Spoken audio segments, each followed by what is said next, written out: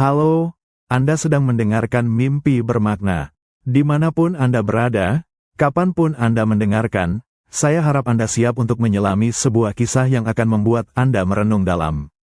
Hari ini, kita akan membawa Anda kembali ke tahun 1939, di tengah-tengah salah satu eksperimen psikologi paling kontroversial dalam sejarah Amerika. Anda melangkah ke sebuah ruangan yang terasa dingin, tidak seperti rumah. Bau antiseptik menusuk hidung Anda, bercampur dengan keheningan yang tebal, hanya dipecah oleh dengungan rendah peralatan yang tidak Anda mengerti. Anda duduk di kursi kayu yang keras, merasakan sudut tajam menekan punggung Anda. Dindingnya putih bersih, memantulkan cahaya lampu yang terang, membuat segalanya terasa steril dan pengap. Disinilah, di sebuah panti asuhan Iowa, seorang peneliti muda bernama Wendell Johnson mengajukan pertanyaan yang berani, bahkan provokatif. Bisakah gagap, yang selama ini dianggap sebagai cacat biologis yang melekat, sebenarnya adalah hasil dari pikiran? Bisakah Anda dibuat gagap, atau disembuhkan dari gagap, hanya dengan kata-kata dan perlakuan? Ini adalah tantangan langsung terhadap pemahaman medis yang berlaku pada masanya, sebuah hipotesis yang akan mengguncang dunia ilmu pengetahuan, dan khususnya, kehidupan anak-anak yang rentan. Eksperimen dimulai. Anda melihat anak-anak lain, seperti Anda, yang juga penghuni panti asuhan. Mereka dibagi menjadi beberapa kelompok. Ada yang menerima senyuman, dorongan, dan pujian setiap kali mereka berbicara. Kata-kata seperti, bagus sekali, atau, teruslah mencoba, suaramu terdengar jelas adalah hal yang biasa mereka dengar. Namun, Anda, dan beberapa orang lain, berada di kelompok yang berbeda, sebuah kelompok yang akan mengubah segalanya. Para peneliti mendekat, tatapan mereka tajam dan menuntut. Setiap kali Anda mencoba berbicara, mereka menunjukkan ketidakpuasan. Apakah Anda yakin tidak gagap? Sepertinya ada sedikit hambatan di sana, bukan? Coba lagi, kali ini tanpa jeda. Anda mulai merasakan beban setiap suku kata. Keraguan itu, yang awalnya hanya bisikan kecil, perlahan tumbuh menjadi raungan dalam benak Anda. Anda melihat anak-anak yang sebelumnya berbicara dengan lancar, kini mulai ragu-ragu. Mereka mengulang kata-kata, mencari-cari, dan menghindari kontak mata. Setiap interaksi menjadi medan ranah ujian yang menegangkan. Tatapan menghakimi, desahan tidak sabar, dan pertanyaan yang terus-menerus tentang masalah bicara Anda, meskipun Anda tidak pernah punya, mulai mengikis kepercayaan diri Anda hingga ke dasar. Dada Anda sesak, napas Anda tertahan. Anda menjadi lebih pendiam, takut untuk mencoba, takut untuk gagal, takut untuk menarik perhatian yang tidak diinginkan. Psikologis Anda perlahan terkunci dalam lingkaran tekanan yang tak terlihat. Anda merasa terisolasi, disalahpahami, dan tiba-tiba, sadar akan setiap jeda, setiap pengulangan kecil dalam ucapan Anda. Eksperimen ini, yang kemudian dijuluki studi monster, memang memberikan wawasan, tetapi dengan harga yang mengerikan dan dampak yang bertahan lama.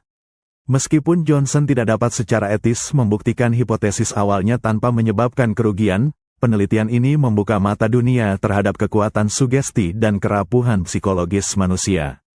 Ia memaksa komunitas ilmiah untuk merenungkan kembali cara mereka memandang gagap, menggesernya dari stigma pribadi menjadi kondisi yang lebih kompleks yang dipengaruhi oleh banyak faktor.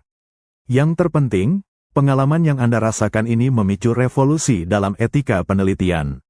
Anda melihat bagaimana kesadaran akan perlindungan peserta, pentingnya persetujuan berdasarkan informasi, dan pembentukan Komite Etik Penelitian, IRB, modern mulai terbentuk dari puing-puing kontroversi ini. Anda merenung, betapa tipisnya garis antara keingintahuan ilmiah dan eksploitasi kerentanan manusia, dan betapa pentingnya melindungi pikiran yang paling rentan dalam pengejaran pengetahuan. Anda merasakan tatapan itu lagi, mengamati setiap gerakan bibir, setiap embusan napas. Ada keheningan yang berbeda di ruangan ini sekarang, bukan lagi keheningan canggung dari pertemuan pertama, melainkan keheningan yang penuh antisipasi, seolah setiap kata yang akan Anda ucapkan membawa bobot yang tak terlihat. Di tengah suasana ini, Anda mulai menyadari kehadiran Wendell Johnson. Bukan sekadar seorang peneliti, melainkan arsitek di balik pertanyaan-pertanyaan yang membakar. Anda merasakan intensitas pandangannya, mencari jawaban, menantang setiap asumsi yang ada. Johnson muda, sendiri pernah mengalami gagap, percaya bahwa akar masalahnya bukanlah pada cacat fisik atau neurologis, melainkan pada pikiran. Anda bertanya-tanya, bisakah gagap benar-benar tercipta, atau hilang, hanya karena cara Anda didengar dan direspons? Ini adalah ide yang radikal di tahun 1939. Pemikiran umum mengatakan bahwa gagap adalah masalah biologis, sesuatu yang secara inheren salah dengan otak atau organ bicara Anda. Tetapi Johnson membalikkan pemahaman itu sepenuhnya. Dia berhipotesis bahwa tekanan psikologis, terutama kritik negatif, dapat menyebabkan seseorang mulai gagap, atau memperburuk gagap yang sudah ada. Sebaliknya, dukungan dan penguatan positif bisa membantu menyembuhkannya. Anda merasakan ketegangan yang menggantung di udara, sebuah pertarungan gagasan antara apa yang Anda rasakan secara fisik dan apa yang dikatakan oleh para peneliti ini tentang pikiran Anda. Ini bukan lagi tentang mencari obat, melainkan tentang membuktikan sebuah teori tentang membedah psikologi Anda. Eksperimen yang Anda alami adalah inti dari tantangan Johnson. Anda melihat bagaimana anak-anak panti asuhan, yang sebagian besar tidak memiliki riwayat gagap, secara sengaja ditempatkan dalam kondisi yang dirancang untuk menguji batas ketahanan psikologis mereka. Anda berada di salah satu kelompok tersebut. Ada kelompok yang terus-menerus diberitahu bahwa mereka gagap, bahwa mereka berbicara dengan buruk, bahwa mereka harus berhenti gagap meskipun Anda tidak pernah gagap sebelumnya. Setiap kali Anda mencoba berbicara, ekspresi tidak setuju, kerutan dahi, atau desahan putus asa dari peneliti menimpa Anda seperti beban berat. Anda mulai merasa tidak aman, setiap kata terasa seperti jebakan. Di sisi lain, Anda juga menyaksikan kelompok lain, mereka yang memang sudah sedikit gagap, namun diberi pujian berlebihan, disemangati dengan kata-kata manis, bahkan ketika ucapan mereka tidak sepenuhnya lancar. Sebuah kontras yang mencolok, yang membuat Anda mempertanyakan realitas Anda sendiri. Ketegangan meningkat setiap hari. Anda melihat anak-anak yang semula ceria kini menjadi pendiam, gugup, bahkan mulai menunjukkan gejala gagap yang sebelumnya tidak ada. Bola mata Anda mencari pengakuan, namun yang Anda temukan hanyalah mata yang menganalisis, mencatat setiap kesalahan, setiap keraguan. Kepercayaan diri Anda terkikis, dan Anda mulai percaya pada narasi yang dipaksakan, bahwa ada sesuatu yang salah dengan cara Anda berbicara. Kerusakan psikologis itu nyata, mendalam, dan membekas. Anak-anak yang sehat secara lisan kini membawa beban stigma yang tidak mereka miliki. Meskipun studi ini memberikan wawasan tak terduga tentang kekuatan lingkungan sosial dan verbal dalam membentuk perilaku bicara, harganya terlalu mahal. Pengalaman yang Anda alami adalah salah satu dorongan terbesar bagi dunia ilmiah untuk menyusun kembali prinsip-prinsip etika penelitian. Anda melihat bagaimana perlunya persetujuan yang diinformasikan, perlindungan peserta yang rentan, dan pembentukan Dewan Peninjau Institusional, IRB, modern, semua lahir dari bayang-bayang, studi monster, ini. Anda menyadari bahwa meskipun niat mencari pengetahuan itu mulia, batasan moral dan rasa kemanusiaan harus selalu menjadi yang utama, melindungi jiwa yang rapuh dari eksperimen yang tak terkendali. Anda merasakan energi yang berbeda di udara sekarang, bukan lagi keheningan menekan dari ruang eksperimen, melainkan gema ambisi, bisikan inovasi yang mengalir deras di koridor-koridor bata merah. Tahun 1930-an, dan Anda berada di University of Iowa, sebuah tempat yang saat itu dikenal sebagai mercusuar pemikiran progresif, terutama dalam ilmu perilaku dan komunikasi. Anda melangkah di antara gedung-gedung tua yang megah, merasakan angin sepoi-sepoi membawa serta aroma kertas-kertas tua dan antusiasme intelektual yang membara. Di sini, di balik jendela-jendela tinggi itu, ide-ide baru tidak hanya diterima, tetapi juga didorong, sebuah badai pemikiran yang menantang setiap dogma yang ada. Anda bisa merasakan getaran itu di setiap diskusi yang Anda dengar, setiap langkah cepat para mahasiswa dan profesor. Ada semangat pionir yang mengalir, keinginan untuk membedah misteri pikiran manusia, untuk menemukan kebenaran yang tersembunyi. Di tengah pusaran ini, Wendell Johnson muncul sebagai salah satu pemikir yang paling berani, seorang yang tidak puas dengan jawaban yang ada. Anda merasakan keraguan dan pertanyaan yang menggerogoti dirinya, tercermin dari mata yang tajam, selalu menganalisis. Dia menolak gagasan bahwa gagap hanyalah cacat fisik atau warisan genetik. Bagi Johnson, itu adalah cerminan dari interaksi yang lebih dalam antara pikiran dan lingkungan, sebuah masalah yang harus didekati dengan cara yang sama sekali baru. Anda melihat para akademisi berkerumun, terkadang berdebat sengit, terkadang mengangguk setuju dengan ide-ide yang berani. Disinilah teori-teori tentang pengondisian psikologis mulai mendapatkan pijakan, gagasan bahwa perilaku manusia bisa dibentuk, bahkan diinduksi, melalui penguatan verbal. Anda merasakan daya tarik dari konsep ini, betapa kuatnya kata-kata bisa memahat realitas seseorang. Ini adalah tempat di mana batas-batas konvensional didorong, sebuah lahan subur bagi para pembuat masalah intelektual yang ingin membuktikan bahwa banyak hal yang kita pahami tentang diri kita mungkin sepenuhnya salah. Sebuah pertanyaan besar muncul, jika pikiran begitu kuat, bisakah gagap diciptakan hanya dengan keyakinan, dengan labeling, dengan terus-menerus mengatakan kepada seseorang bahwa mereka memiliki masalah bicara, bahkan ketika tidak ada? Suasana di Iowa saat itu adalah katalisator bagi eksperimen seperti studi monster. Anda merasakan tekanan tidak langsung untuk menghasilkan terobosan, untuk menjadi yang pertama, untuk membuktikan sesuatu yang fundamental. Ini adalah iklim di mana metodologi eksperimental, betapapun kontroversialnya, bisa mendapatkan lampu hijau, demi sebuah ilmu pengetahuan yang lebih besar. Ada aura kebebasan, tetapi juga bahaya, dalam pengejaran pengetahuan yang begitu bersemangat. Anda bisa membayangkan bagaimana seorang peneliti yang begitu yakin dengan hipotesisnya, yang begitu terdorong oleh pengalamannya sendiri, akan menemukan di Iowa tempat yang tepat untuk menguji batas-batas pemahaman dan bahkan moralitas. Anda menyadari betapa kuatnya arus akademik ini, betapa mudahnya ambisi ilmiah bisa menyapu bersih pertimbangan etis.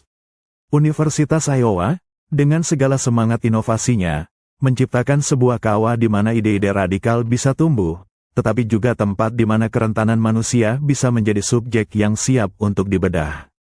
Anda bertanya-tanya, apakah batasan etika itu, di tengah gejolak penemuan dan keinginan untuk memecahkan misteri terbesar pikiran manusia? Ini adalah refleksi tentang bahaya ketika kepercayaan pada metode ilmiah melampaui kepedulian fundamental terhadap kemanusiaan. Anda merasakan dinginnya lantai batu di bawah kaki Anda, sebuah pengingat konstan akan kerasnya kehidupan di sini. Dinding-dindingnya kusam, tinggi, dan terasa menghimpit, seolah menelan semua suara keceriaan yang mungkin pernah ada. Ini adalah panti asuhan, dan bagi Anda, inilah satu-satunya dunia yang Anda kenal. Sebuah tempat di mana rutinitas adalah penguasa, dan pilihan pribadi adalah kemewahan yang tidak pernah Anda rasakan. Anda terbiasa dengan tatapan acuh tak acuh, dengan perasaan menjadi salah satu dari banyak, sebuah unit dalam sebuah sistem yang lebih besar. Di tahun 1930-an, panti asuhan seperti ini adalah pemandangan yang umum, menampung jiwa-jiwa muda yang tidak memiliki suara, tidak memiliki keluarga yang bisa membela mereka.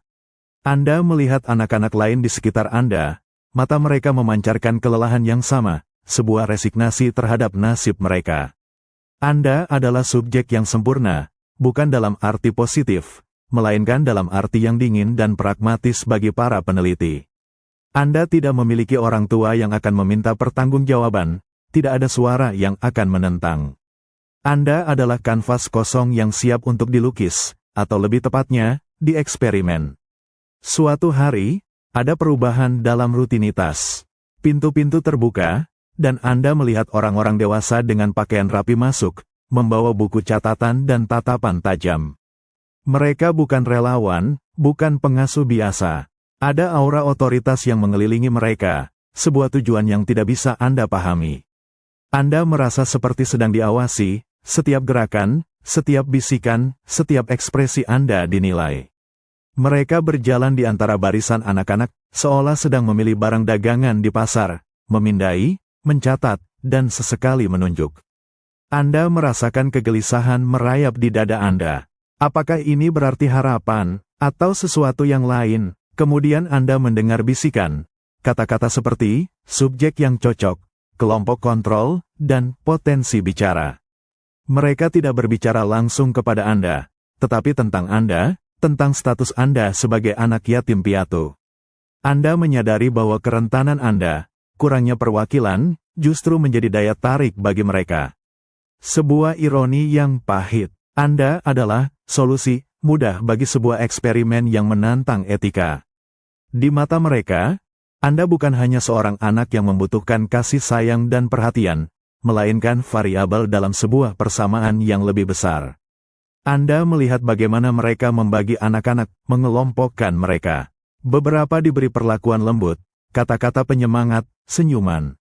Yang lain, seperti Anda, dipilih untuk pengalaman yang jauh lebih gelap. Proses seleksi ini tidak transparan, tidak ada penjelasan, hanya perintah yang harus diikuti. Perasaan tidak berdaya ini menusuk jauh ke dalam. Anda hanyalah pion dalam permainan yang tidak Anda mengerti, dengan tujuan yang jauh melampaui pemahaman Anda. Anda menyadari bahwa eksperimen ini, meskipun mungkin digerakkan oleh rasa ingin tahu ilmiah, mengakar pada eksploitasi yang dalam terhadap mereka yang paling tidak mampu membela diri. Pemilihan lokasi dan pesertanya bukan kebetulan, itu adalah hasil dari sistem yang memungkinkan para ilmuwan untuk memanfaatkan kerentanan tanpa banyak perlawanan, sebuah titik buta etis yang mengerikan dalam pengejaran pengetahuan. Anda merasakan tatapan Mary Tudor, seorang mahasiswi pascasarjana yang menjadi eksekutor utama di balik cetak biru eksperimen ini. Tatapannya intens, fokus, namun juga terasa dingin, seolah Anda hanyalah sebuah data poin yang berjalan. Ruangan di sekitar Anda sekarang lebih terasa seperti sebuah laboratorium yang dirancang dengan cermat daripada tempat bermain anak. Cahaya lampu neon menyorot tajam, memantul pada permukaan meja yang bersih, menciptakan bayangan-bayangan yang panjang dan menakutkan. Setiap detail diatur, setiap interaksi direncanakan dengan presisi yang menusuk. Disinilah Anda mulai memahami arsitektur di balik jebakan psikologis ini. Johnson telah menyusun hipotesis, tetapi Tudor yang merancang implementasinya, membangun langkah-langkah eksperimen dengan ketelitian seorang insinyur, tanpa menyadari atau mungkin mengabaikan dampak moral yang akan terjadi. Anda adalah salah satu dari 19 anak yatim piatu, dibagi menjadi 4 kelompok berbeda. Pembagian ini bukan acak, tetapi disengaja, diatur untuk menguji respons Anda terhadap penguatan verbal, baik positif maupun negatif. Anda merasakan bagaimana setiap kata, setiap nada suara, setiap ekspresi wajah, adalah bagian dari desain yang lebih besar. Anda ditempatkan di sebuah kelompok yang terdiri dari anak-anak yang pada awalnya tidak gagap sama sekali. Tugas yang diberikan sederhana, berbicara, bercerita, membaca. Anda melihat Tudor mencatat setiap respons dengan teliti, ekspresinya tidak menunjukkan emosi. Kemudian, instruksi datang. Anda mulai mendengar umpan balik yang konsisten dan brutal. Apakah Anda sudah memperhatikan bagaimana Anda mulai gagap? Suaramu tidak jelas. Coba lagi tanpa jeda itu. Kamu harus lebih berhati-hati saat berbicara, kamu punya masalah. Kata-kata itu berulang, meresap ke dalam pikiran Anda, menumbuhkan bibit keraguan di mana sebelumnya tidak ada. Di sisi lain, Anda melihat anak-anak dari kelompok lain, mereka yang memang memiliki sedikit gagap, menerima perlakuan yang berlawanan. Mereka diberi pujian berlebihan, bagus sekali, kamu berbicara dengan sangat lancar. Tidak ada yang salah dengan caramu berbicara, teruskan. Ironi ini sangat mencolok. Para peneliti tidak hanya mencoba menghilangkan gagap, tetapi juga mencoba menciptakannya di tempat yang tidak ada. Anda merasakan bagaimana batasan etis mulai kabur, hampir menghilang, dalam pengejaran data yang presisi. Tekanan psikologis itu tidak terucapkan, tetapi sangat terasa. Anda mulai memeriksa setiap kata sebelum mengeluarkannya, takut akan kritik yang tak terhindarkan. Anda melihat anak-anak lain di kelompok Anda menunjukkan tanda-tanda kegelisahan, menggaruk kepala, menghindari kontak mata, menjadi lebih pendiam. Mereka, seperti Anda, secara tidak langsung didorong untuk percaya bahwa mereka memiliki masalah, sebuah label yang perlahan-lahan merasuk ke dalam identitas mereka. Mary Tudor, dalam ketelitiannya yang dingin, berhasil menciptakan sebuah simulasi realitas yang menyimpang, di mana kata-kata memiliki kekuatan untuk membentuk, dan bahkan menghancurkan, persepsi diri. Anda menyadari bahwa metodologi yang ketat, tanpa kompas moral, dapat berubah menjadi senjata yang diam-diam, namun mematikan. Ini adalah refleksi tentang bahaya ilmu pengetahuan ketika ia mengejar objektivitas tanpa memperhitungkan kemanusiaan yang mendasar. Anda merasakan sebuah garis ditarik, tidak dengan kapur atau tinta, melainkan dengan kata-kata, dengan tatapan, sebuah pemisahan yang terasa lebih permanen daripada dinding fisik. Anda, dan beberapa anak lainnya, ditempatkan di satu sisi garis imajiner itu. Di sisi lain, ada yang lain. Suasana di ruangan itu berubah, dari sekadar observasi menjadi penetapan nasib. Ini bukan lagi tentang apa yang Anda lakukan, tetapi tentang label yang sekarang melekat pada Anda, sebuah identitas yang dipaksakan. Anda mendengar bisikan-bisikan peneliti saat mereka mengelompokkan anak-anak. Kata-kata, stutterer, dan non-stutterer, diucapkan dengan intonasi yang menentukan, seolah mereka baru saja mengungkap sebuah kebenaran fundamental tentang siapa Anda. Ironisnya, Anda tahu, banyak di antara Anda yang diberi label stutterer tidak memiliki masalah bicara sedikit pun sebelum eksperimen ini. Namun, pembagian ini sekarang menjadi realitas yang tidak dapat diganggu-gugat di mata para pengamat. Ini adalah inti dari desain eksperimental Mary Tudor, menciptakan masalah di mana tidak ada, dan mencoba menyembuhkan masalah dimanapun ia berada, semuanya melalui kekuatan sugesti. Anda mulai merasakan bagaimana label itu merayap di bawah kulit Anda. Setiap kali Anda mencoba berbicara, pikiran itu muncul, apakah saya gagap? Apakah mereka akan melihatnya? Sebuah kecemasan baru lahir, bukan dari disfungsi bawaan, melainkan dari persepsi yang ditanamkan secara artifisial. Anak-anak di kelompok Anda, mereka yang dinyatakan stutterer, beberapa di antaranya memang gagap, yang lain tidak, kini menerima rentetan kritik yang tak henti-hentinya. Setiap jeda, setiap pengulangan, setiap napas yang salah, menjadi bukti yang diperkuat untuk mendukung narasi yang telah ditetapkan para peneliti. Sebaliknya, Anda melihat kelompok anak-anak yang oleh para peneliti disebut non-stutterer. Bahkan jika mereka memiliki sedikit masalah bicara, mereka menerima pujian yang berlebihan, didorong, dan diyakinkan bahwa mereka berbicara dengan sempurna. Anda menyaksikan kontras yang mencolok ini, merasakan ketidakadilan yang membakar. Kekuatan kata-kata itu begitu nyata. Mereka yang diberi label negatif mulai menarik diri, menjadi lebih pendiam, suara mereka tercekat di tenggorokan. Mereka yang diberi label positif menjadi lebih berani, suara mereka lebih jelas, meskipun mungkin masih ada sedikit hambatan. Ini bukan sekadar eksperimen, melainkan sebuah rekayasa psikologis. Anda merasakan tekanan untuk hidup sesuai dengan label yang diberikan kepada Anda, untuk memenuhi harapan yang dipaksakan. Setiap hari, batasan antara siapa Anda dan siapa yang mereka katakan Anda menjadi semakin kabur. Kebingungan, kecemasan, dan rasa malu mulai menggerogoti, terutama bagi mereka yang sebelumnya tidak punya masalah bicara. Anda menyadari bahwa garis yang ditarik oleh para peneliti ini bukanlah tentang fakta, melainkan tentang pembentukan identitas, sebuah tindakan mendefinisikan yang memiliki konsekuensi yang jauh lebih besar daripada sekadar mengumpulkan data. Ini adalah contoh mengerikan tentang bagaimana otoritas, ketika tidak diimbangi dengan etika, dapat dengan mudah menghancurkan jiwa-jiwa yang paling rentan dalam pencarian kebenaran yang kejam. Kehangatan yang tidak biasa menyelimuti Anda saat seorang peneliti tersenyum, tatapannya jauh lebih lembut daripada yang pernah Anda lihat dari orang dewasa di panti asuhan ini. Anda duduk di kursi yang terasa tidak terlalu keras hari ini, dan di hadapan Anda, bukan lagi raut muka yang mengamati kritis, melainkan ekspresi penuh dukungan. Anda adalah bagian dari kelompok A, kelompok yang menerima sentuhan lembut dari eksperimen ini. Sebuah ilusi kedamaian yang terasa sangat nyata. Setiap kali Anda mencoba mengucapkan sebuah kata, sebuah cerita, atau bahkan sekadar mengulang frasa, Anda mendengar respons yang menyenangkan. Luar biasa, suaramu sangat jelas dan lancar hari ini, kata seorang peneliti dengan nada yang menenangkan. Teruskan seperti itu, kamu berbicara dengan sangat baik, pujian itu terdengar seperti musik di telinga Anda. Anda merasakan gelombang kelegaan membasuh kecemasan yang selama ini Anda rasakan. Di panti asuhan, pujian adalah hal yang langka, dan pengakuan positif terasa seperti tetesan air di padang pasir. Anda melihat anak-anak lain di kelompok Anda, wajah mereka berbinar dengan senyum malu-malu, beberapa bahkan tertawa lepas setelah berhasil menyelesaikan kalimat yang panjang. Rasa percaya diri tumbuh di antara Anda. Kata-kata mengalir lebih mudah dari sebelumnya, seolah penghalang yang tidak terlihat telah terangkat. Anda merasa termotivasi untuk berbicara lebih banyak, untuk menunjukkan bahwa Anda memang baik dalam berbicara.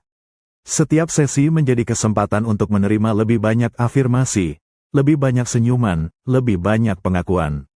Ini adalah sebuah oase kecil di tengah rutinitas panti asuhan yang keras, sebuah jeda yang manis dari kehidupan yang biasanya dingin dan tidak personal. Anda mulai percaya pada kata-kata yang diucapkan kepada Anda. Keraguan tentang kemampuan bicara Anda, jika ada, perlahan menguap, digantikan oleh keyakinan yang baru ditemukan. Ini terasa seperti penyembuhan, sebuah perbaikan. Para peneliti, dengan senyum mereka yang ramah dan kata-kata yang menenangkan, menciptakan lingkungan di mana Anda merasa aman untuk berekspresi. Anda tidak merasakan tekanan, hanya dorongan. Ini adalah metode pengkondisian psikologis dalam bentuknya yang paling lembut, sebuah pembentukan perilaku melalui penguatan positif yang konsisten dan meyakinkan. Namun, di balik semua kehangatan dan pujian ini, Anda tidak bisa tidak merasakan lapisan tipis yang aneh, seolah kedamaian ini terasa terlalu sempurna. Ada rasa bahwa ini adalah bagian dari sesuatu yang lebih besar, sesuatu yang tidak sepenuhnya Anda pahami. Meskipun Anda merasakan ketenangan dan peningkatan dalam berbicara, ada bisikan kecil di benak Anda yang bertanya mengapa kebaikan ini datang begitu tiba-tiba, begitu terukur. Anda tidak tahu apa yang terjadi pada kelompok lain, mereka yang tidak menerima balem ini. Anda menikmati kedamaian yang Anda alami, tetapi ada semacam bayangan yang mengintai, sebuah kesadaran samar bahwa kebahagiaan Anda adalah bagian dari eksperimen yang lebih besar, sebuah kebahagiaan yang mungkin hanya ilusi, diciptakan dengan tujuan yang jauh melampaui kesejahteraan Anda sendiri. Anda merenung, betapa kuatnya kata-kata, bahkan yang paling lembut sekalipun, dapat membentuk realitas dan rasa diri seseorang, dan betapa rapuhnya kebahagiaan itu ketika fondasinya dibangun di atas sebuah desain yang tidak sepenuhnya transparan. Anda merasakan senyum itu lagi, sebuah kehangatan yang, anehnya, kini terasa lebih seperti selimut tebal daripada sinar matahari. Kata-kata penyemangat berulang, membanjiri Anda dengan validasi positif tentang cara bicara Anda. Sangat bagus, kamu tidak gagap sama sekali, kata seorang peneliti, matanya bersinar. Teruslah seperti itu, kamu adalah pembicara yang sangat lancar. Anda, bersama anak-anak lain di kelompok Anda, mulai merasakan lonjakan kepercayaan diri. Anak-anak yang tadinya sedikit ragu, kini berbicara dengan lebih berani, lebih lancar. Peningkatan ini nyata, terlihat dalam setiap sesi, setiap interaksi. Ada rasa gembira yang mengalir di antara Anda. Anda merasa spesial, berhasil. Para peneliti mencatat kemajuan Anda dengan senyuman puas. Mengangguk-angguk seolah-olah semua ini adalah hasil dari usaha keras Anda semata. Anda tidak menyadari bahwa kebahagiaan Anda, peningkatan kemampuan bicara Anda, adalah bagian dari sebuah desain yang lebih besar, sebuah ilusi yang dipoles dengan cermat. Anda tidak melihat kelompok lain, kelompok yang mengalami perlakuan sebaliknya, kelompok yang dicabik-cabik oleh kritik dan label negatif. Anda tidak melihat bayangan yang melingkupi mereka, bayangan yang kontras tajam dengan cahaya yang Anda rasakan. Setiap pujian yang Anda terima, setiap kata dukungan, dirancang untuk menginduksi perubahan, untuk memperkuat hipotesis Wendell Johnson, bahwa penguatan positif dapat menyembuhkan gagap, atau setidaknya, meningkatkan kelancaran bicara. Anda merasakan dampak langsung dari pengkondisian ini. Pikiran Anda mulai mengasosiasikan berbicara dengan kesuksesan, dengan penerimaan. Anda lebih bersemangat untuk berpartisipasi, untuk menunjukkan kemampuan Anda. Lingkungan yang diciptakan untuk Anda adalah sebuah gelembung perlindungan, sebuah mikrokosmos di mana dunia tampaknya hanya menawarkan kebaikan.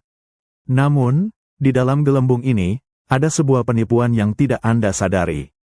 Kedamaian yang Anda alami, kebebasan berbicara yang Anda rasakan, ada di sana bukan hanya untuk kesejahteraan Anda, tetapi untuk menjadi pembanding. Anda adalah bagian dari sisi baik dari eksperimen ini, sisi yang berfungsi untuk menyoroti kerusakan yang terjadi di sisi buruk. Kesenangan yang Anda rasakan, rasa aman yang Anda alami, secara tidak langsung menutupi kenyataan pahit yang dihadapi oleh anak-anak lain. Mereka adalah bayangan Anda, dan Anda adalah cahaya mereka, dalam sebuah perbandingan yang kejam. Anda merenung, betapa mudahnya kebaikan, ketika digunakan sebagai alat, dapat menjadi bagian dari manipulasi yang lebih besar. Kesenangan Anda adalah hasil dari kontrol yang ketat, bukan dari intervensi yang tulus untuk kesejahteraan Anda. Ini adalah refleksi tentang betapa rentannya Anda sebagai subjek, betapa mudahnya pikiran Anda dibentuk oleh kata-kata, bahkan tanpa Anda menyadarinya. Anda menyadari bahwa terkadang, sentuhan lembut pun bisa menjadi bagian dari sebuah desain yang tidak sepenuhnya etis, sebuah persiapan untuk kontras yang lebih tajam, sebuah demonstrasi kekuatan pengkondisian, bahkan jika itu berarti mengorbankan beberapa jiwa di altar ilmu pengetahuan. Anda merasakan perubahan yang halus, nyaris tidak terlihat pada awalnya, namun cukup untuk membuat bulu kuduk Anda merinding. Di ruang ini, di mana Anda dan anak-anak lain dari kelompok B berkumpul, udara terasa sedikit lebih dingin, meskipun tidak ada jendela yang terbuka. Tatapan para peneliti yang sebelumnya terasa netral, kini memiliki intensitas yang berbeda, sebuah nuansa pengawasan yang lebih tajam. Anda adalah bagian dari kelompok yang tidak pernah gagap sebelumnya, namun sekarang menjadi target pengamatan awal yang intens, sebuah persiapan untuk sesuatu yang lebih berat. Ketika Anda mencoba berbicara, tidak ada lagi senyuman hangat atau pujian yang Anda dengar di kelompok lain. Sebaliknya, ada keheningan yang sedikit lebih lama setelah Anda menyelesaikan kalimat. Sebuah alis terangkat sedikit, atau mata seorang peneliti menyipit sejenak. Kata-kata yang Anda ucapkan, yang sebelumnya terasa normal, kini terasa seperti melewati saringan ketat. Anda mulai memperhatikan setiap jeda kecil, setiap pengulangan tak sengaja, setiap tarikan napas yang tidak sempurna. Rasanya seolah setiap elemen bicara Anda sedang dibedah, dicari-cari kesalahannya. Kecemasan yang samar mulai merayapi benak Anda. Ini bukan lagi tentang berbicara dengan lancar, tetapi tentang tidak membuat kesalahan. Anda melihat anak-anak lain di kelompok B juga merasakan hal yang sama. Mereka menjadi sedikit lebih pendiam, suara mereka tidak lagi seceria sebelumnya. Anda melihat mereka mengamati ekspresi peneliti dengan hati-hati, mencari tanda-tanda persetujuan atau ketidakpuasan. Keheningan yang mengikuti ucapan mereka terasa lebih berat, dipenuhi dengan antisipasi yang tidak menyenangkan.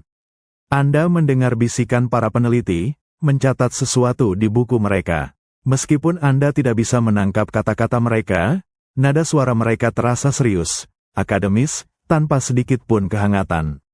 Anda merasakan perbedaan yang mencolok dari apa yang Anda dengar terjadi di kelompok A, di mana pujian mengalir dengan bebas. Di sini, di kelompok B, Anda merasakan atmosfer yang lebih dingin, lebih analitis. Ini adalah fase awal dari eksperimen, di mana benih keraguan dan ketidakamanan mulai ditanamkan. Perubahan ini begitu halus, begitu bertahap, sehingga sulit untuk menunjukkan persis di mana perasaan tidak enak itu dimulai. Namun, itu ada di sana, sebuah bayangan yang tumbuh di sudut kesadaran Anda. Anda mulai merasa bahwa ada sesuatu yang salah dengan cara Anda berbicara, meskipun tidak ada yang secara eksplisit mengatakannya. Tatapan yang menelisik, keheningan yang menusuk, dan kurangnya pujian yang diharapkan, semua ini bekerja bersama untuk menciptakan sebuah lingkungan di mana Anda mulai mempertanyakan diri sendiri. Anda menyadari bahwa tekanan psikologis tidak selalu datang dalam bentuk kritik langsung, tetapi juga bisa muncul dari perhatian yang berlebihan, dari pencarian kesalahan yang tidak pernah Anda ketadari sebelumnya. Ini adalah refleksi tentang betapa rapuhnya pikiran manusia di hadapan pengawasan yang intens dan harapan yang tidak terucapkan, sebuah pertanda dari badai yang akan datang. Anda merasakan tatapan itu lagi, bukan hanya tatapan mengamati, tetapi tatapan yang menghakimi, yang mencari-cari. Di dalam ruang klinik yang steril, di bawah sorotan lampu terang, Anda adalah fokus utama. Setiap kata yang Anda ucapkan, setiap jeda, setiap tarikan napas, terasa diperiksa dengan mikroskop. Ini adalah kelompok B, dan bagi Anda, tekanan ekspektasi mulai terasa seperti beban fisik.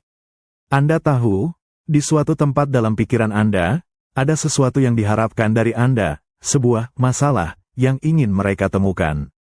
Anda mulai merasakan perubahan dalam diri Anda. Dulu, Berbicara adalah hal yang alami, mengalir tanpa beban. Sekarang, setiap kalimat terasa seperti pertunjukan. Anda mulai mengamati diri Anda sendiri, seperti seorang aktor yang menonton penampilannya sendiri dari jauh. Apakah saya baru saja gagap? Apakah itu terdengar aneh? Pertanyaan-pertanyaan ini berputar di kepala Anda, menciptakan simpul kecemasan. Anda menjadi sangat sadar akan setiap nuansa dalam suara Anda, setiap artikulasi, setiap nada. Ketika Anda berbicara, Anda melihat para peneliti mencatat dengan cepat di buku mereka, pena mereka berdesir di atas kertas. Ekspresi mereka tidak berubah, tetap datar, analitis. Tidak ada pujian, tidak ada dorongan. Hanya pengamatan tanpa emosi. Kekosongan umpan balik positif ini sama membebaninya dengan kritik langsung. Itu membuat Anda bertanya-tanya, apakah saya tidak cukup baik? Apakah ada yang salah dengan saya yang tidak saya ketahui? Keheningan mereka, tatapan mereka yang menelisik, menanamkan benih-benih keraguan yang perlahan tumbuh menjadi pohon ketidakamanan. Anda melihat anak-anak lain di kelompok Anda menunjukkan tanda-tanda yang sama. Beberapa mulai menghindari kontak mata, yang lain menarik diri, bermain dengan jari-jari mereka, suara mereka menjadi lebih pelan dan ragu-ragu. Ada rasa takut yang tidak terucapkan, takut akan kesalahan yang tidak jelas, takut akan penilaian yang tidak pernah mereka pahami. Anda mulai berbicara lebih sedikit, memilih kata-kata Anda dengan hati-hati, berusaha untuk tidak menarik perhatian negatif. Tetapi, ironisnya, upaya untuk menjadi sempurna, ini justru membuat Anda menjadi lebih kaku, lebih tidak alami. Perasaan ini, rasa kesadaran diri yang berlebihan, adalah tanda pertama bahwa eksperimen ini mulai bekerja. Anda tidak lagi berbicara hanya untuk berkomunikasi, tetapi untuk menghindari kesalahan, untuk memenuhi ekspektasi yang tidak jelas. Anda menyadari betapa kuatnya tatapan klinis itu, betapa mudahnya ia dapat mengubah sesuatu yang alami menjadi sebuah tugas yang menakutkan. Tekanan ini, yang berasal dari harapan yang tidak diucapkan, mulai membebani Anda, menciptakan bayangan keraguan yang panjang atas kemampuan bicara Anda. Anda merenung, betapa rapuhnya identitas dan rasa percaya diri seseorang ketika ditempatkan di bawah sorotan pengawasan yang intens dan tanpa henti, sebuah pengingat bahwa bahkan tanpa kata-kata kasar, beban ekspektasi saja sudah cukup untuk menanamkan benih kecemasan yang mendalam. Perubahan itu datang dengan tajam, sebuah hantaman verbal yang menggantikan keheningan yang mengamati. Di ruangan yang terasa dingin itu, Anda mendengar sebuah suara Mary Tudor, yang kini tidak lagi datar. Nada suaranya menusuk, penuh dengan ketidakpuasan, setiap kata yang diucapkannya terasa seperti tamparan yang perlahan namun pasti. Anda adalah bagian dari kelompok yang sekarang secara aktif dicari-cari kesalahannya, kelompok yang dirancang untuk merasakan dampak penuh dari penguatan verbal negatif. Setiap kali Anda mencoba membuka mulut, setiap kali Anda mencoba membentuk sebuah kalimat, kritik datang tanpa henti. Apakah kamu memperhatikan? Kamu gagap lagi, suaramu tidak jelas, terlalu cepat, dan tidak benar. Kamu harus memperbaiki cara bicaramu. Kamu punya masalah bicara yang serius, kamu tahu itu, kan?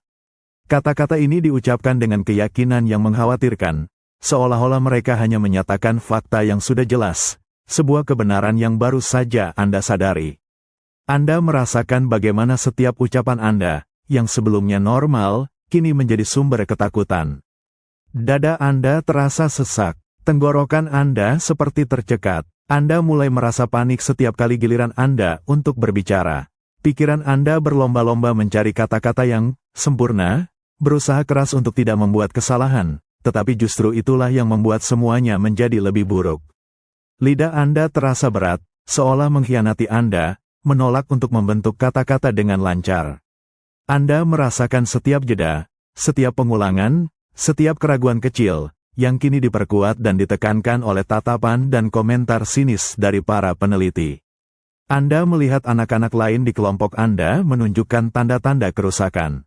Mata mereka memerah, beberapa menunduk, yang lain mencoba menyembunyikan wajah mereka dengan tangan kecil mereka. Ada yang mulai menangis tanpa suara, takut untuk menarik perhatian. Anda melihat mereka menjadi lebih pendiam, menarik diri, takut untuk mencoba berbicara sama sekali. Kepercayaan diri mereka hancur berkeping-keping di bawah badai kritik yang terus-menerus. Mereka, seperti Anda, mulai percaya pada label yang dipaksakan kepada mereka.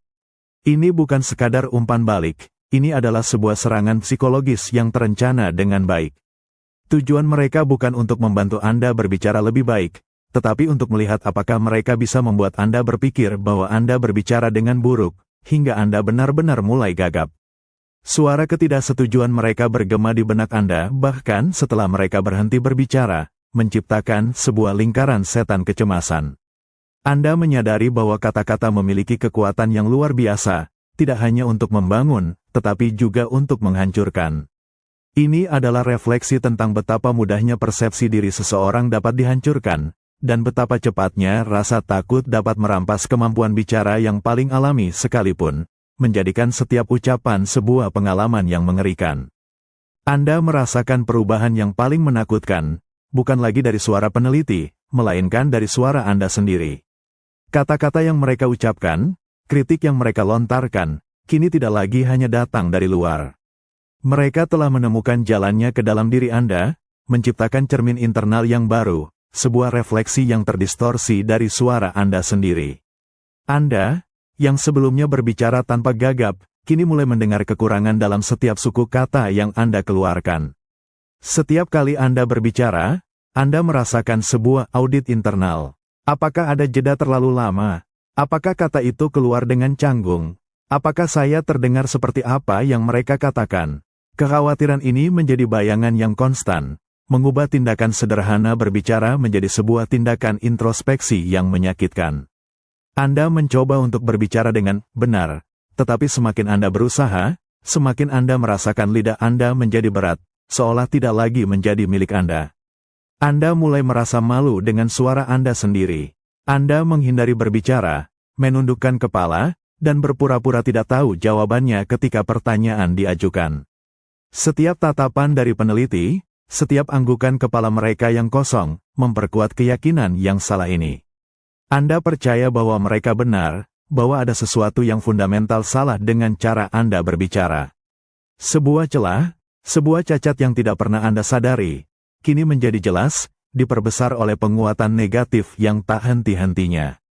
Di dalam diri Anda, sebuah pertarungan sedang berlangsung. Ingatan tentang bagaimana Anda berbicara sebelumnya, dengan mudah dan tanpa beban, kini berbenturan dengan realitas baru yang dipaksakan.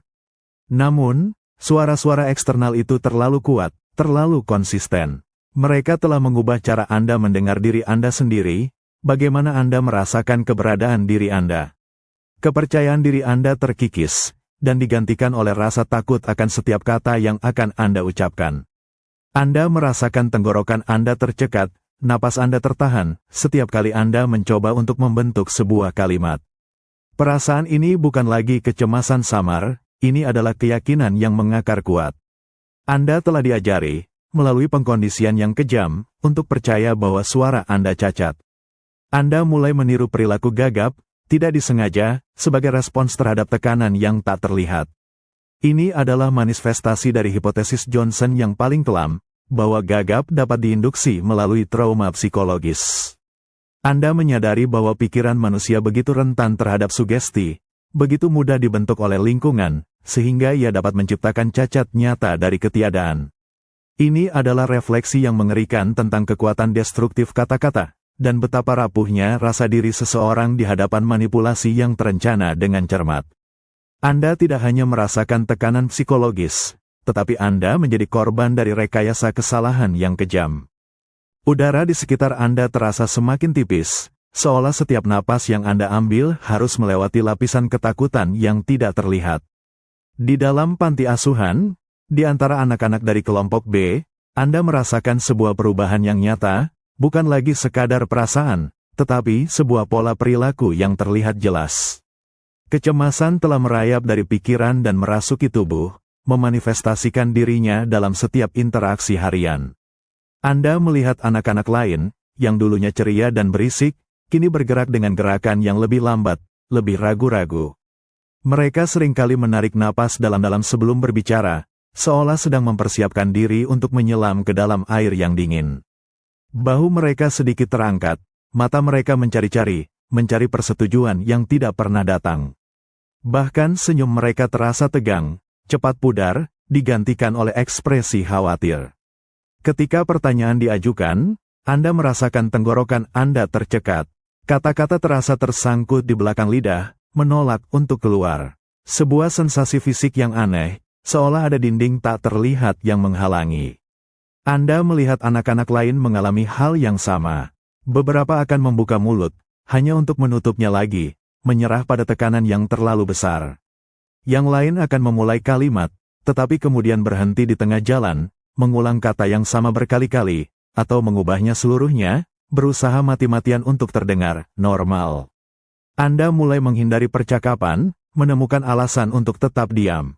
Mengapa harus mengambil risiko dipermalukan? Mengapa harus menghadapi tatapan menghakimi, ketika Anda bisa bersembunyi di balik keheningan?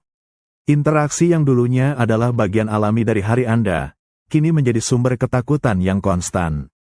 Anda tidak lagi bermain dengan riang, tidak lagi bercanda dengan teman-teman Anda. Keceriaan telah memudar, digantikan oleh keseriusan yang prematur.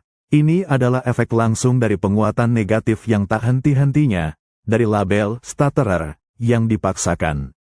Rasa takut akan gagap telah menciptakan gagap itu sendiri, atau setidaknya, telah membuat Anda takut berbicara. Setiap napas yang tertahan, setiap keraguan yang terlihat, adalah bukti nyata dari kerusakan psikologis yang sedang berlangsung.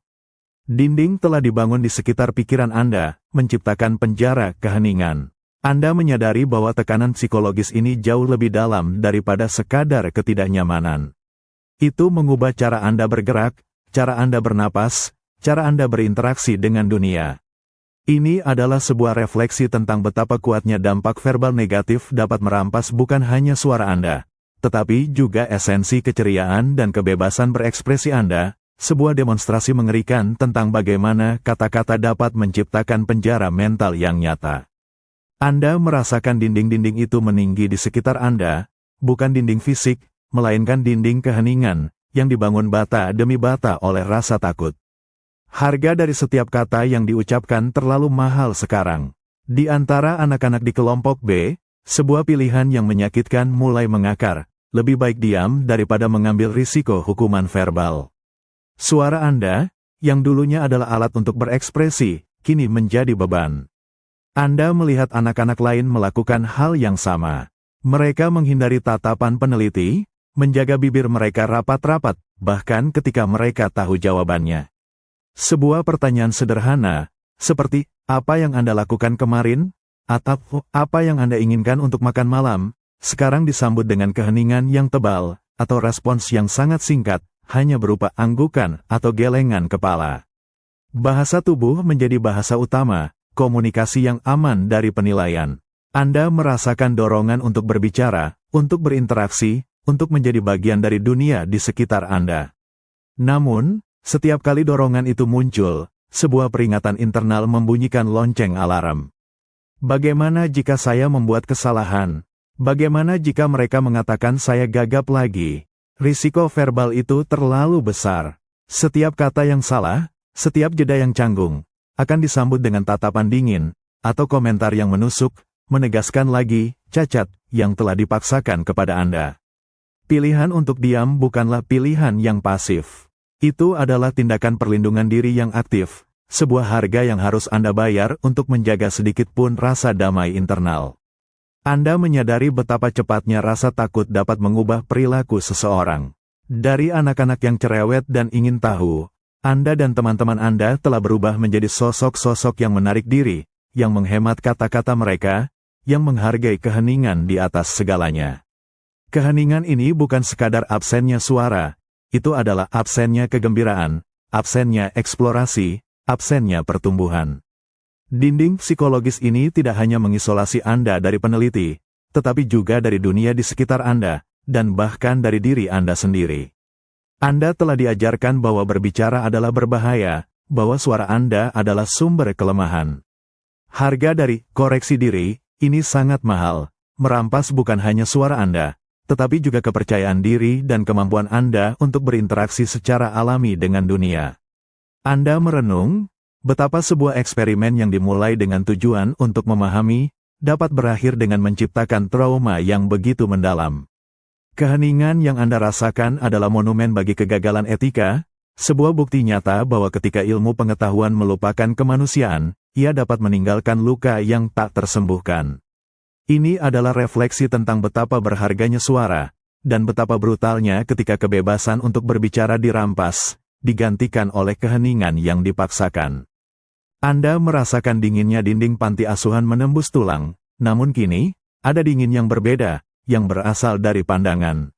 Anda bukan lagi anak yang hanya diobservasi, melainkan seorang pengamat, sebuah bayangan yang menyelinap di belakang peneliti, Mary Tudor. Anda melihat kerutan halus di antara alisnya, sebuah ekspresi yang tidak pernah Anda sadari sebelumnya, ekspresi yang menunjukkan keraguan, meskipun hanya sekejap. Di tengah rutinitas brutal dalam memberikan kritik kepada kelompok B, Anda mulai melihat celah kecil dalam fakade ilmiahnya. Saat ia mencatat respons anak-anak yang kini mulai gagap atau menjadi sangat pendiam, Anda melihat tangannya sedikit gemetar. Sebuah desahan samar lolos dari bibirnya, sebuah suara yang nyaris tidak terdengar di tengah keheningan klinis ruangan.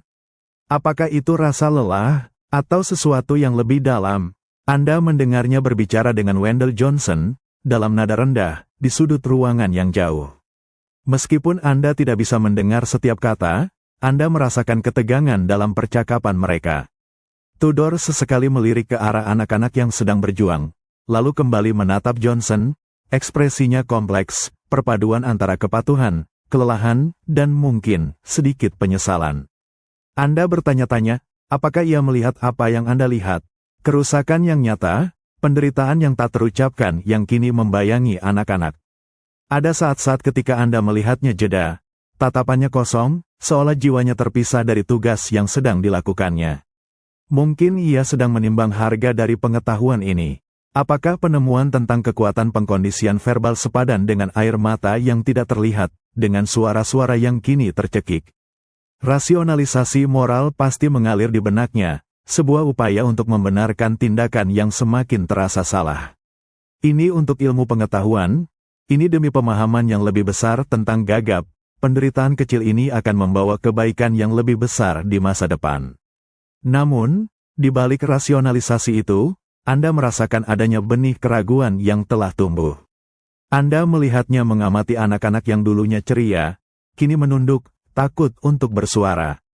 Sebuah flicker di matanya, sebuah pengakuan sesaat akan biaya tak terlihat yang dibayar oleh jiwa-jiwa muda ini. Anda menyadari bahwa bahkan dalam pengejaran ilmiah yang paling dingin sekalipun, masih ada sisa-sisa hati nurani yang berjuang untuk didengar. Keraguan Mary Tudor, betapapun tersembunyinya, adalah bukti bahwa kejahatan yang dilakukan atas nama ilmu pengetahuan tidak pernah sepenuhnya tanpa pengawasan internal. Anda merenung, betapa sulitnya menjaga objektivitas ilmiah ketika dihadapkan pada penderitaan manusia yang diciptakan oleh tangan Anda sendiri, sebuah pengingat bahwa hati nurani, meskipun ditekan, selalu menemukan cara untuk berbisik di kegelapan. Anda merasakan dingin yang menusuk, bukan dari suhu ruangan, melainkan dari jarak emosional. Di belakang Mary Tudor, di balik bayangan Wendell Johnson, Anda melihat bagaimana semangat ilmiah dapat menjadi selubung, sebuah tirai tebal yang menutupi penderitaan manusia yang terbentang di depan mata mereka. Ruangan ini, dengan semua data dan observasinya, menjadi sebuah dunia yang terpisah dari kenyataan emosional anak-anak yang menjadikannya subjek. Anda melihat para peneliti, mata mereka terpaku pada buku catatan, pena mereka menari di atas kertas, mencatat setiap detail, setiap reaksi. Bagi mereka, Anda dan anak-anak lainnya adalah subjek, variabel, data. Emosi Anda, ketakutan Anda, air mata yang tidak terlihat, semua itu direduksi menjadi angka, grafik, atau deskripsi klinis yang kering. Mereka menciptakan sebuah jarak, sebuah objektivitas yang dingin, yang memungkinkan mereka untuk terus maju dengan eksperimen, meskipun kerusakan psikologis semakin jelas. Ada atmosfer yang aneh di sana, sebuah paradoks. Di satu sisi, ada fokus yang obsesif pada detail-detail perilaku, pada setiap mikro ekspresi dan jeda bicara. Di sisi lain, ada kebutaan yang mencolok terhadap gambaran besar, bahwa anak-anak ini menderita. Anda merasakan bagaimana keyakinan pada hipotesis bahwa gagap adalah masalah yang bisa diciptakan dan disembuhkan melalui pengkondisian, menjadi terlalu kuat, terlalu menarik, sehingga ia mengalahkan pertimbangan etika yang paling dasar sekalipun. Anda melihat bagaimana setiap bukti penderitaan, seperti anak-anak yang menarik diri, yang mulai gagap, atau yang menangis dalam diam, diinterpretasikan kembali melalui lensa ilmiah. Ini adalah bukti bahwa pengkondisian negatif itu efektif, mungkin mereka berpikir. Ini menunjukkan bahwa teori kami benar. Penderitaan Anda tidak dilihat sebagai alasan untuk berhenti, melainkan sebagai konfirmasi atas keberhasilan metodologi mereka. Selubung objektivitas ini menjadi semakin tebal.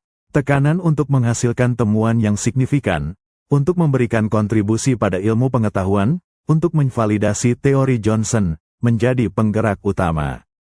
Anda merasakan bahwa dalam lingkungan ini, empati dan belas kasihan adalah kemewahan yang tidak bisa mereka toleransi, karena itu akan mengganggu integritas eksperimen. Mereka telah menutup diri dari suara hati nurani mereka sendiri, memprioritaskan kebenaran ilmiah di atas kesejahteraan manusia.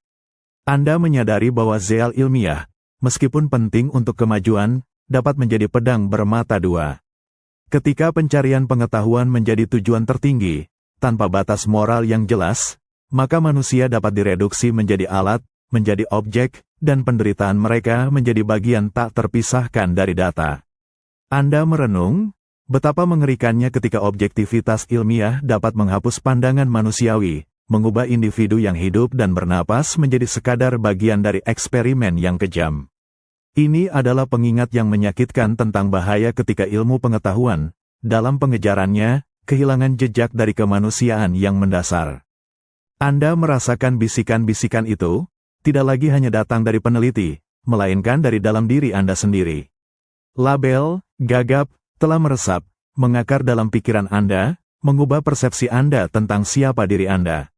Di ruangan yang dulunya terasa netral, kini Anda membawa beban identitas baru, sebuah identitas yang dipaksakan.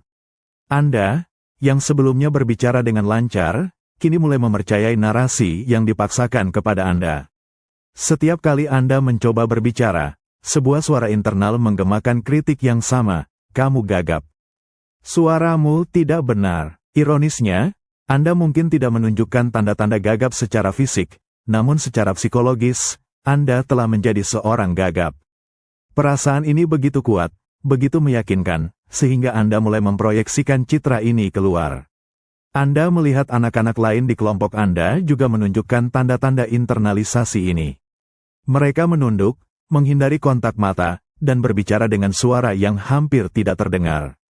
Mereka tidak lagi bertanya, apakah saya gagap, tetapi lebih kepada, mengapa saya gagap? Pertanyaan itu telah berubah dari keraguan menjadi penerimaan.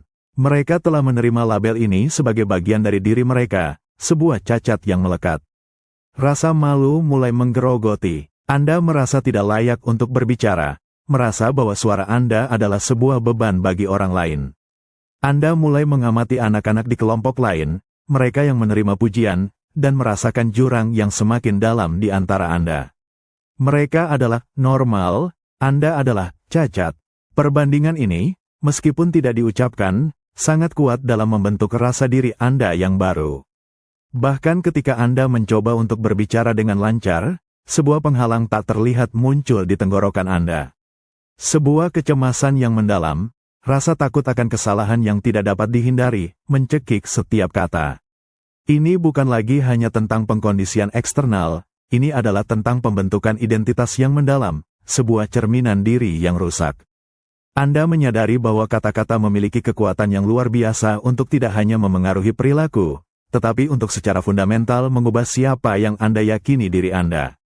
Kisah ini adalah pengingat yang menyakitkan tentang betapa rentannya identitas, terutama pada anak-anak yang rentan, di hadapan otoritas dan manipulasi. Label palsu ini tidak hanya merusak kemampuan bicara Anda, tetapi juga intisari dari rasa diri Anda, menciptakan luka psikologis yang akan bertahan lama setelah eksperimen berakhir. Anda merenung, betapa mudahnya kita dapat diyakinkan akan cacat yang tidak ada, dan betapa sulitnya untuk melepaskan diri dari narasi yang dipaksakan ketika ia telah meresap ke dalam inti keberadaan kita. Anda merasakan pasir di bawah kaki Anda bergeser, sebuah metafora yang menyakitkan untuk fondasi diri Anda yang sekarang goyah. Di tengah pengawasan yang konstan dan tidak adil, rasa harga diri Anda terkikis, sedikit demi sedikit, setiap hari. Ruangan ini, dengan semua tatapan kritis dan kata-kata menusuk, telah menjadi kuali yang mengubah Anda. Setiap pujian yang tidak Anda terima, setiap kritik yang dilemparkan kepada Anda, semakin memperdalam lubang ketidakmampuan yang Anda rasakan. Anda mulai percaya bahwa suara Anda, yang dulunya adalah alat untuk terhubung, kini adalah sumber rasa malu dan aib. Rasa tidak berharga ini meresap ke dalam setiap aspek keberadaan Anda. Anda tidak hanya merasa buruk tentang cara Anda berbicara, tetapi Anda mulai merasa buruk tentang diri Anda secara keseluruhan. Anda melihat anak-anak lain di kelompok Anda juga mengalami kehancuran ini. Bahu mereka membungkuk, kepala mereka menunduk, mata mereka menghindari tatapan. Mereka yang dulunya memiliki senyum ceria, kini jarang tersenyum. Kegembiraan telah digantikan oleh sebuah beban yang tak terlihat, sebuah awan yang membayangi setiap gerakan dan interaksi mereka. Harga diri mereka telah tergerus habis, meninggalkan mereka dengan perasaan hampa dan tidak memadai. Anda mulai membandingkan diri Anda dengan anak-anak di kelompok lain, mereka yang menerima penguatan positif. Mereka tampak lebih cerah, lebih percaya diri, lebih baik. Perbandingan ini semakin memperkuat keyakinan Anda akan kekurangan Anda sendiri. Anda telah diajarkan untuk percaya bahwa Anda cacat, dan sekarang, Anda merasakannya sampai ke tulang. Ini bukan lagi hanya tentang gagap, ini tentang merasa tidak cukup baik, tidak layak, dan tidak berharga. Perasaan tidak layak ini meresap ke dalam perilaku Anda sehari-hari. Anda menjadi lebih pendiam, menarik diri dari permainan dan interaksi sosial. Anda menghindari situasi di mana Anda mungkin diminta untuk berbicara, memilih keheningan sebagai perlindungan. Ini adalah pertahanan yang menyedihkan, sebuah konsekuensi dari pengawasan yang tidak beralasan dan kritik yang kejam. Anda menyadari bahwa sebuah label palsu, ketika terus-menerus diperkuat, dapat mengikis inti identitas seseorang, menghancurkan rasa harga diri hingga ke dasar. Anda merenung, betapa sebuah eksperimen yang dimulai dengan niat ilmiah dapat berakhir dengan merusak jiwa. Ini adalah pengingat yang menyakitkan tentang kekuatan kata-kata, bukan hanya untuk membentuk perilaku, tetapi untuk menghancurkan harga diri dan menciptakan luka psikologis yang mungkin tidak akan pernah sembuh sepenuhnya. Anda menyadari bahwa rasa tidak berharga ini adalah warisan yang jauh lebih menghancurkan daripada sekadar masalah bicara, sebuah bekas luka yang bertahan lama setelah eksperimen usai, mengukir kisah tragis tentang betapa rapuhnya identitas manusia di hadapan kekejaman ilmiah. Anda merasakan celah yang semakin lebar, sebuah jurang tak terlihat yang memisahkan Anda dari para peneliti. Di ruangan yang dingin dan steril itu, Anda tidak lagi hanya merasakan tekanan, tetapi juga jarak yang disengaja. Para peneliti, dengan jas lab mereka yang putih bersih dan buku catatan di tangan, telah menciptakan sebuah zona penyangga emosional yang tebal. Sebuah penghalang tak kasat mata antara diri mereka dan penderitaan yang mereka ciptakan. Anda melihat mereka, tatapan mereka tetap terfokus, tetapi kini terasa lebih jauh, lebih terpisah. Tidak ada sentuhan lembut, tidak ada senyuman yang menghibur, bahkan untuk kelompok yang menerima penguatan positif. Mereka tidak lagi melihat Anda sebagai anak-anak yang rentan, tetapi sebagai objek studi, sebagai angka dalam data, sebagai bagian dari hipotesis yang perlu dibuktikan. Jarak klinis ini adalah sebuah perisai, melindungi mereka dari dampak emosional dari apa yang mereka lakukan.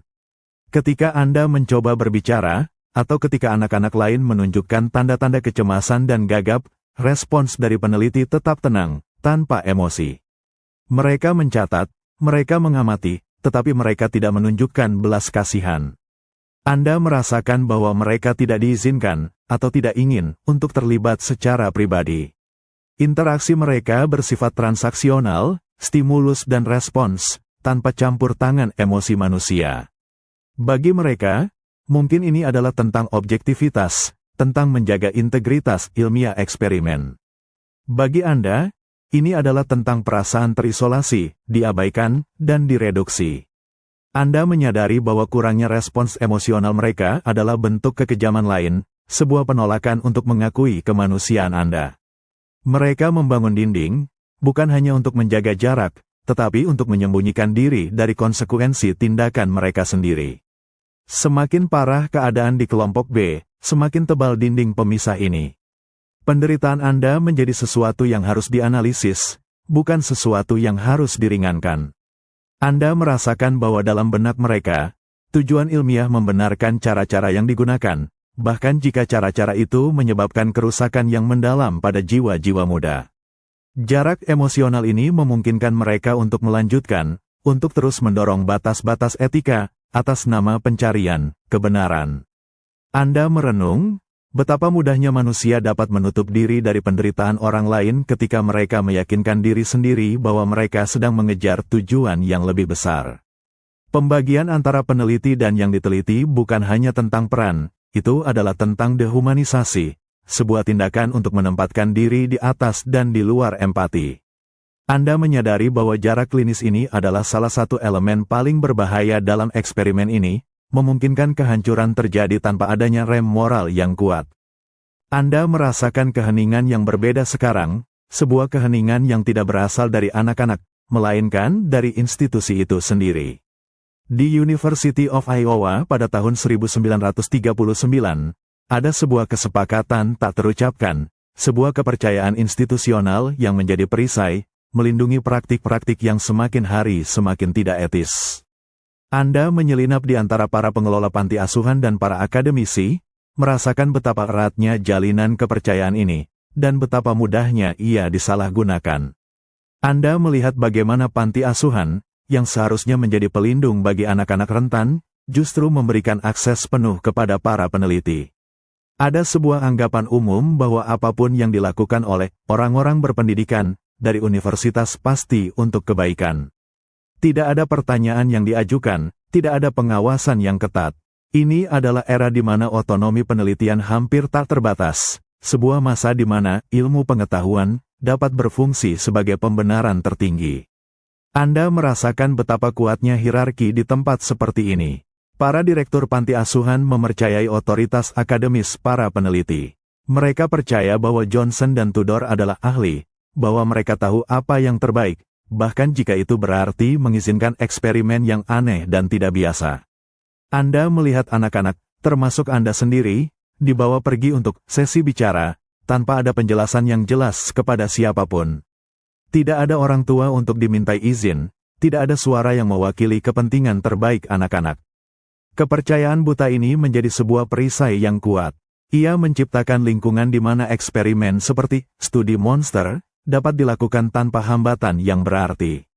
Anda menyadari bahwa kurangnya pengawasan, kurangnya pertanyaan etis, bukan hanya kelalaian, tetapi juga merupakan hasil dari sistem yang terlalu mempercayai otoritas ilmiah. Seolah-olah, dengan melepaskan anak-anak yatim piatu kepada para peneliti, panti asuhan secara tidak langsung menyetujui setiap tindakan yang akan diambil, betapapun merugikannya. Ketidakberdayaan anak-anak ini diperparah oleh kurangnya perlindungan institusional. Anda merasakan betapa rapuhnya mereka di bawah sistem yang tidak melihat mereka sebagai individu yang berhak atas perlindungan, melainkan sebagai sumber daya yang dapat digunakan untuk tujuan penelitian. Persetujuan informed consent, sebuah pilar etika penelitian modern, adalah konsep yang tidak ada pada saat itu, atau setidaknya, diabaikan sepenuhnya dalam kasus ini. Anda merenung, betapa sebuah institusi, dengan niat baiknya untuk berkontribusi pada pengetahuan, dapat secara tidak sengaja menjadi kaki tangan dalam praktik yang tidak etis. Ini adalah refleksi yang menyakitkan tentang bahaya ketika kepercayaan institusional tidak diimbangi dengan pengawasan yang ketat dan komitmen yang tak tergoyahkan terhadap perlindungan yang paling rentan. Anda menyadari bahwa kesepakatan diam, ini adalah bagian integral dari tragedi studi monster, memungkinkan penderitaan berlangsung di balik tirai otoritas yang tidak dipertanyakan.